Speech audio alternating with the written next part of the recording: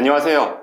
오바마의 현인 워렌 버핏이 역사상 유례없는 규모의 막대한 현금을 쌓아두고 있죠. 3분기 말 기준 3,817억 달러, 하나 약 546조 원이라는 엄청난 현금을 쌓아두고 있는데요.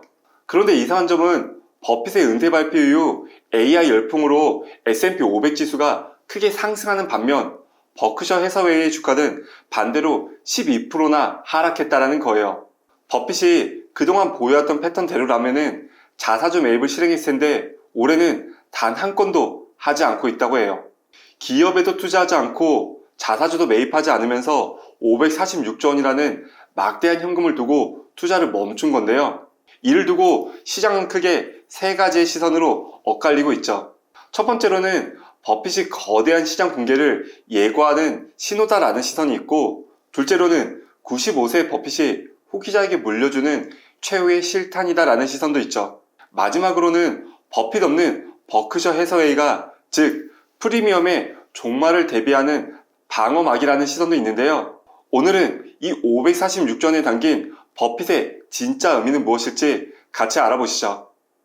우선 버핏이 막대한 현금을 보유하고 있음에도 왜 자신의 자사주를 매입하고 있지 않은지를 살펴봐야 하는데요. 버핏은 2018년 주주 서한에서도 자사주 매입은 오직 주가가 내재 가치보다 낮을 때만 매입한다라는 원칙을 못 박았죠. 즉, 최근 버크셔 해서웨이의 주가가 12%나 하락했음에도 불구하고 자사주를 사지 않았다는 것은 버핏과 그의 후계자인 그레그 에이블의 눈에는 아직도 버크셔의 주가가 여전히 비싸다라고 판단하고 있다는 거죠. 버크셔가 통상 내재 가치보다 15% 이상 하락했을 때만 매입에 나섰는데요. 현재 하락폭은 아직 그들에게는 매수 구간이 아니다라는 냉정한 판단을 내리고 있는 건 아닐지 한번 생각해 봐야 할 것 같습니다. 이것은 마치 우리가 내 집의 가치를 가장 잘 아는 것과 비슷한데요.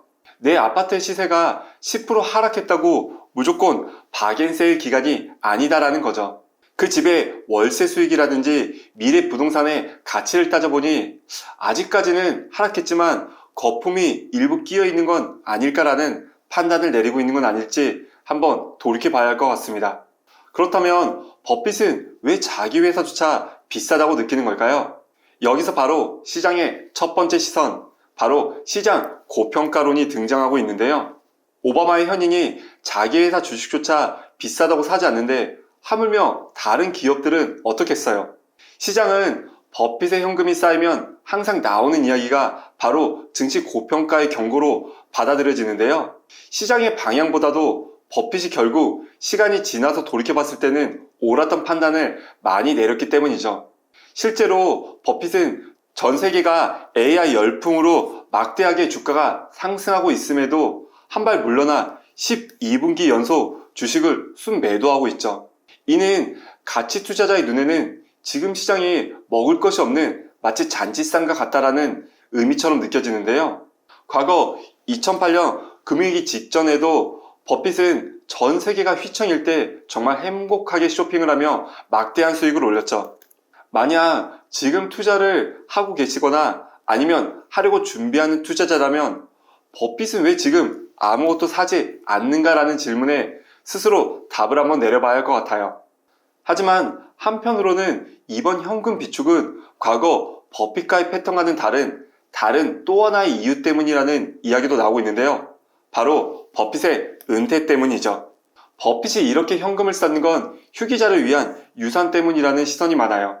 95세의 버핏은 후임자인 그레그 에이블에게 버핏 없는 버크셔를 이끌 가장 강력한 무기를 물려주려고 한다는 거죠. 이 546조 원은 위기가 닥쳤을 때 회사를 지킬 수 있는 방패이자 헐값에 나온 기업을 인수할 기회의 실탄이 될 수 있기 때문이죠. 마지막 세 번째 시선은 바로 버핏 프리미엄의 소멸을 의미하는 건데요. 버크셔 주가가 시장과 반대로 12%나 하락한 이유는 바로 버핏의 존재감 때문이죠. 애플의 스티븐 잡스나 삼성의 이건희 회장처럼 버크셔 회의에 있어 버핏의 존재감은 정말 실로 엄청났으니까요. 시장의 많은 투자자들과 전문가들로부터 전 세계 최고의 투자자를 꼽자면 당연 워렌 버핏이 나오기에 이 워렌 버핏의 그동안 보여줬던 놀라운 성과를 보면 버핏의 상징이 얼마나 크게 미치고 있는지 유추해 볼 수 있죠. 이런 버핏이 은퇴한 이후에도 버크셔 해사회가 그동안 보여줬던 견고한 모습으로 유지될지에 대한 시장의 의구심이 그 어느 때보다도 높은 상황이죠.